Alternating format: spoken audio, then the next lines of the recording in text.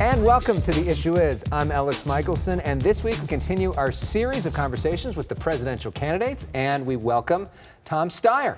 Steyer is a self-made billionaire, the founder of Need To Impeach, and a Democratic candidate for president. Tom Steyer, welcome back to The Issue Is. Elex, thank you for having me back. So last time you were here, you had decided not to run for president. Then you decided to run for president. There's a group of 25 other candidates. What was missing in that group of 25 that you uniquely can bring? Why you? Well, I thought there were two things that made me feel as if I absolutely had to run. The conversations in the debates were about different, very important policies and the nuances between the candidates on healthcare, on education, on the Green New Deal. But nobody was telling the truth, which is none of those policies can happen until we break the corporate takeover of our government. That basically this government is broken in Washington, D.C. It is incapable of passing any of those policies. And until we get back to government of, by, and for the people, those are interesting conversations, but they're theoretical. So you, as a billionaire who's made a lot of money in this system, is better positioned to do that than, say, a Bernie Sanders or Elizabeth Warren, who keep making that the big point of their campaign as well? Well, if you look over the last 10 years, I started building coalitions of ordinary American citizens to take on that unchecked corporate power, and we've been winning. I've taken on the oil and gas companies and beat them. I've taken on the tobacco companies and beat them. I've taken on the monopoly utilities, the drug companies.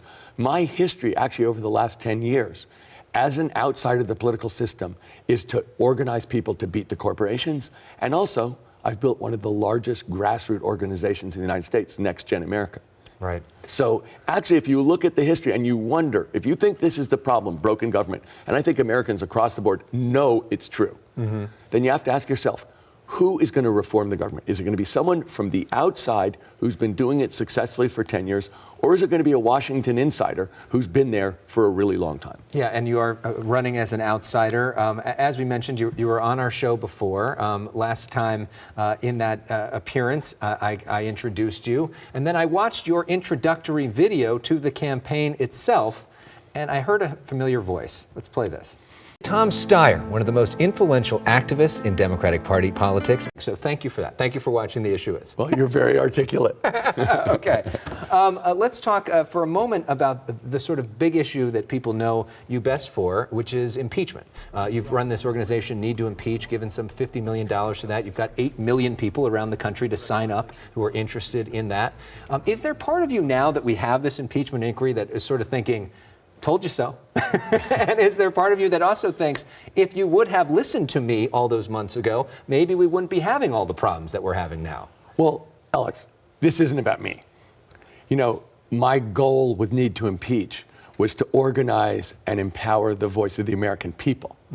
Because I've always felt the point here is there's something terribly wrong at 1600 Pennsylvania Avenue. There's a crook in the White House.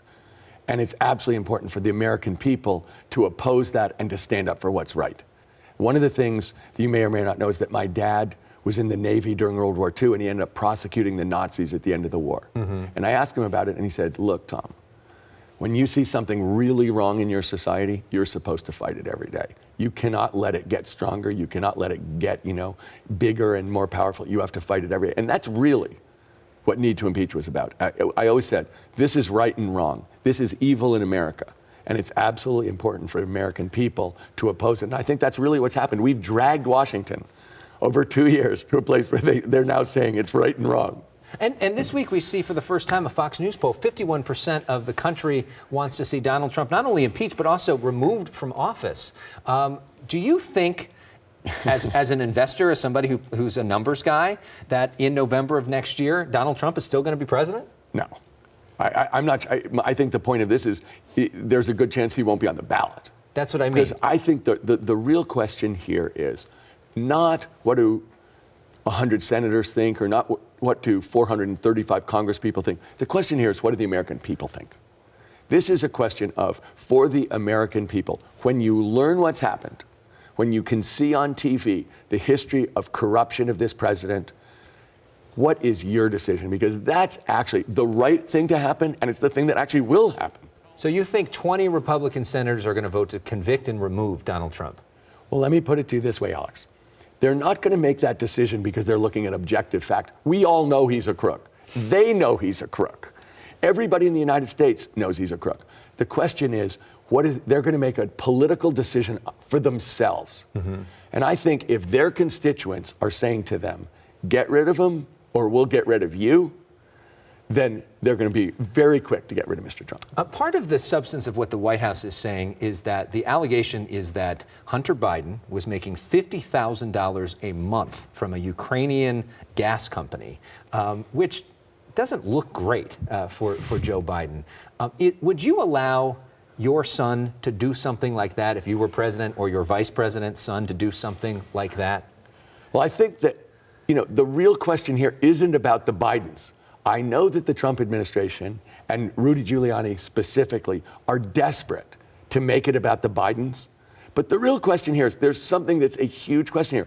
Did the President of the United States use his office for his own personal gain? And the answer is yes. And everything else besides that has to be secondary. People have looked into this, news organizations and law enforcement, and said there was nothing legally wrong. So, but the real question here is, isn't there a difference between legally wrong and ethically what you would want? Because, I mean, isn't that the argument the Vice President of the United States used his office, or his family used his office for personal gain? No, that's it. I think there's been a question of that, and it's been cleared. Yeah. There's a question about, is it illegal? Right. The president did something illegal. They're trying to change the question to, does this look improper? But that's really not the question for the American people. If you're Donald Trump, what you're trying to do is you're trying to create a false comparison, a false equivalence. The real question here is, the question for the world is, should the most powerful man in the world be removed from his office by the American people for breaking his word, for breaking his trust to the Constitution, and to all the rest of us? And your answer, of course, to that would be yes. So let's talk about the debates. Next week, we're going to see you on the debate stage for the first time. You come into this, behind in the polls, about 0.6% is your Real Clear Politics polling average. How do you break through? What's your strategy for next week? Well, let me take a step back, Alex.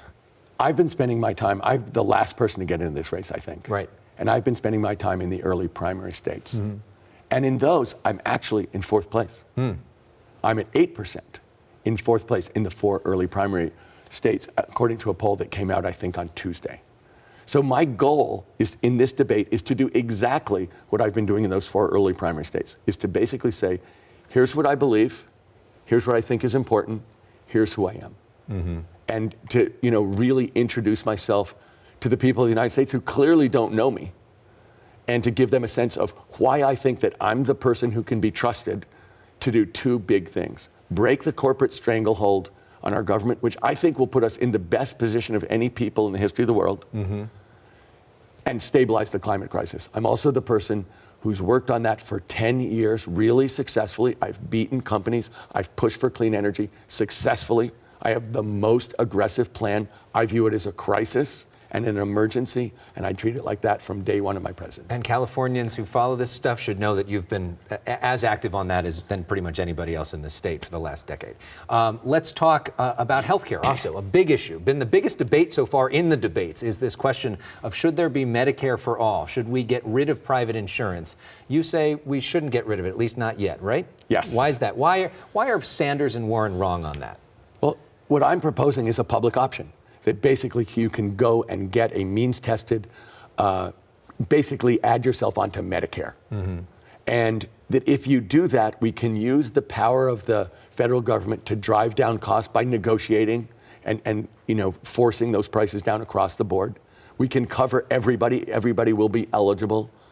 But we don't tell 160 million Americans who've negotiated and fought as part of their compensation to get their health care through their work, that you now forget that, that's off, you're going to do it our way or no other way. Right. I just think in the United States of America, people are allowed to choose. There's such a thing as freedom. And so to people who think they know their life and their family and their health better, okay, I will try and make the public option so much better and so much cheaper that you're going to beg to be on it. But it's going to be your choice. I don't like the idea of a government of people in Washington, D.C., telling everybody across the United States we know your life better than you do. You'll do it our way, period. Let's talk for a moment about sort of one of the side effects of climate change, which is what's happening in this state with the power blackouts. I know you've seen in Northern California and in this Southern California, hundreds of thousands of people without power right now because of concerns about fires being sparked. The power companies trying to limit their liability and all this. A lot of people are angry, though, that they're without power. What do we do in this state? How do we sort of fix that issue? Well, as you said, Alex, what happened was we had those horrible fires last year. Mm-hmm. And that's going to be true going forward, that we're going to have incredibly dry, long fire seasons with big threats.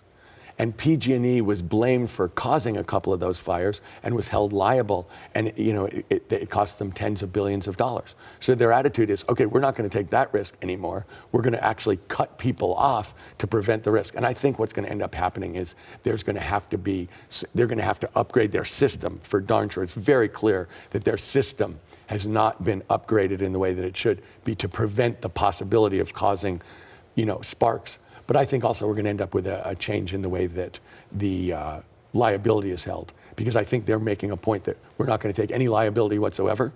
If we're going to be held strictly liable, then we're going to, we're going to make sure that we're safe at the expense of everybody else. And somehow that just isn't an option going forward. So I think that it's going to end up be a different question about the way the liability is taken care of. It seems like millions of people without power is not a sustainable Does it make thing. any sense whatsoever? All right, let's talk for a moment about you. You have a video on your website, which I encourage people to check out, where you talk about your family and talk about how they sort of ground you and shape your perspective.